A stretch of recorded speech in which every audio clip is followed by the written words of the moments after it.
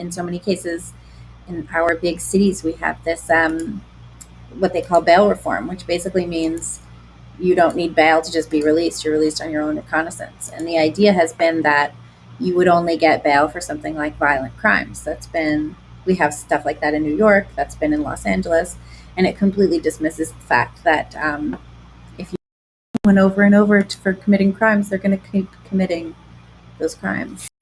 I think back to a number of years ago when I was just so naive about the politics in America. I really thought that those who are corrupt and carry out corrupt acts in public or private would face consequences, and you just see over and over, no, it doesn't work like that. And I think what made it so clear to me, like literally in front of me, was like in Portland in 2020 when there were months of violence by the far left, by Antifa, by Black Lives Matter supporters, attacks on police, attack on civilians, attack on private residences, on the federal courthouse.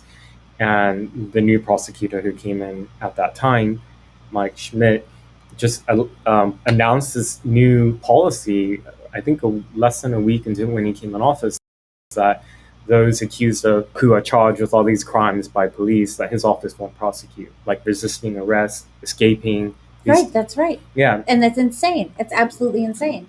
And what we saw going on in Portland, I remember we were keeping a tally. And it was like 100 nights of straight rioting passed. 120. 110 nights passed, and then we got to 120.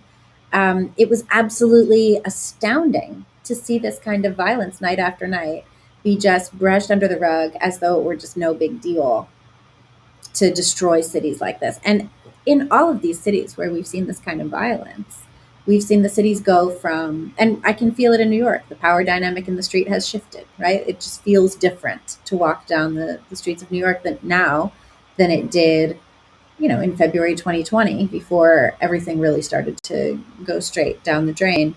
But in all of these cities, life has gotten worse for the law-abiding citizens of these locations. San Francisco, Los Angeles, Philadelphia. Anarcho-tyranny.